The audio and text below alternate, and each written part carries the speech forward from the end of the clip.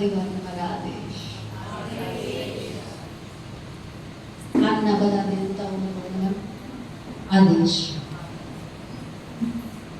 આમ તો પ્રસંગ છે મચ્છેન્દ્રનાથજીની મૂર્તિ પ્રતિષ્ઠાનો. પુનઃ અહીંયા હયાત મૂર્તિ આપણી પાસે પ્રતિષ્ઠિત મૂર્તિ હતી જ, જેનો જીર્ણોદ્ધાર કરીને આપણે એક નવી મૂર્તિની પ્રતિષ્ઠા કરવા માટે એકત્રિત થયા છીએ.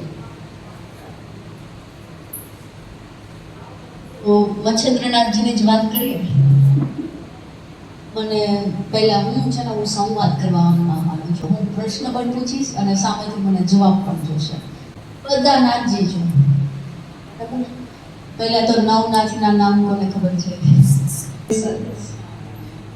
तो पुण्य शारदा भारवेश कुमार चारुमय परमेश्वरी ज्योति भगवान दोहा भक्षा निर्मली तेरे देवी देव अष्टभुजी परमेश्वरी 11 रत्न से 16 कला संपूर्ण त्रिलोकी वास करे 10 अवतारी पुत्र 5 रक्षा करे नवनाक्षर दर्शनी 15 तिथि जान 4 युग में सुमिरो माता कर पूर्ण कल्याण ओम नमो सत नमो आदेश गुरुजी ओंकार आदिनाथ उदयनाथ पार्वती सतनाथ ब्रह्मा संतोषनाथ विष्णु गजवेली गजकंधरनाथ चल चंबेनाथ ज्ञान पारस चौरंगीनाथ माया रूपी दादा मच्छंदनाथ गटे पीते नवमे करते रक्षा करते बाल जति गुरु रक्षनाथ सिद्धो गुरु आदेश. બહુ સરસ, ઉત્તમ. મારા નામની પાછળ નાથ શબ્દ લાગે છે. નાથ એટલે સ્વામી. એક મહાદેવ છે ને, એને બધા મૂળોનાથ આદિનાથ કહીને બોલાવે છે. જેમ આપણા પિતાની સરનેમ એના બાળકને પડે ને, એમ આપણને મહાદેવ એની સરનેમ આપી છે. તો કંઈક ખાસ તો હશે ને. નાથ શબ્દ એટલે સ્વામી, જે જગતનો સ્વામી છે એની પાછળ નાથ શબ્દ લાગશે. તમે કોના? આપણે કોના સ્વામી છે? મહાદેવ આદિનાથ પૂરી સૃષ્ટિ, આ બ્રહ્માંડના સિવાય જેટલા પણ બ્રહ્માંડ છે ને બધાના સ્વામી છે. એ પ્રલયના દેવ છે. જ્યારે ઈચ્છા પડે ત્યારે બધી માયા સંકેલી લે. તો આપણું સ્વામિત્વ ક્યાં છે? ગોરખનાથ કા જોડી ગડકાયા કા સ્વામી. આપણે આના સ્વામી છીએ. કેમ કે નાથ સંપ્રદાયની પરંપરા પ્રમાણે આ દેહને જેને જાણી લીધું ને એને સમગ્ર બ્રહ્માંડને જાણી લીધું. તો આની ઉપર જો તમારું સ્વામિત્વ આવી ગયું તો પૂરા સંસાર ઉપર આવી ગયું. ઘટે સો પિંડે પિંડે સો બ્રહ્માંડ. આ ઘટ જે છે ને, જે આપણને આપ્યો છે, એના સ્વામી, એના નાથ બનીએ તો આખા બ્રહ્માંડમાં જે શિવનું સ્થાન છે એ તમારું થાય. કન્ડિશન અપ્લાય આની ઉપર પહેલાં કરવું પડે.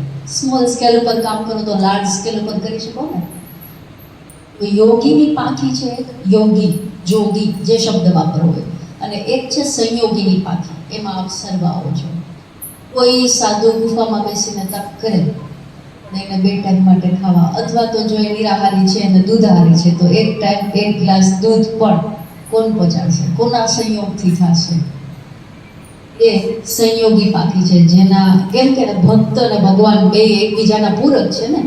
તો ભગવાન વગર ભક્ત ન થાય તો કોની પૂજા કરવી જો ભગવાન જ નથી તો? અને ખાલી ભક્ત છે અને ભગવાન નથી તો પણ નહીં ચાલે. તો એમ યોગી અને સંયોગી બંને સાથે મળીને ધર્મ માટે કામ કરતા પહેલાના સમયમાં. અને મારી પાસે ઇતિહાસ ઘણા એવા કિસ્સાઓ છે કે જ્યાં ગ્રંથોના ગ્રંથો લખી શકાય નાથ સંપ્રદાય અને એમની લીલાઓ અને કથાઓ ઉપર. આપણી આવનારી પેઢી પાસે એ નોલેજ જ નથી, પાસ ઓન નથી થતું.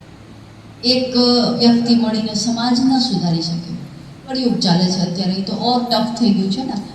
પણ હર વ્યક્તિ પોતાની જાતને સુધારી શકશે. જેમ મેં કહ્યું, આ કાયામાં ફેરફાર કરવાનો છે. મારી દિનચર્યા, મારું આચરણ અને મારું જીવન. મારા જીવનમાં ને મારા આચરણમાં એટલો તફાવત લાવવો છે કે હું જ્યાં પણ ઊભી રહું ને મારે ઓળખાણ આપવી ન પડે. કોણ છું અથવા તો કયા સંપ્રદાયથી બિલોંગ કરું છું એ ઓળખાણ ન આપવી પડે એટલું હું મારા ઉપર કામ કરી શકું. અને આશા રાખું કે અહીંયા ઉપસ્થિત હર વ્યક્તિ એટલું કામ કરી શકે. આપણા સનાતન ધર્મની એક બહુ સરસ પ્રથા છે કથાઓ. નાથ સંપ્રદાયની કેમ પાસ ઓન નથી થતી? આગલી પેઢીઓને ખબર નથી. એને પોતાની જાત ઉપર ગૌરવ કરવાનો મોકો તો આપો કે ભાઈ હું અહીંયાથી બિલોંગ કરું છું. અને આ વસ્તુ આગળ જતાં સંસ્કાર બનશે.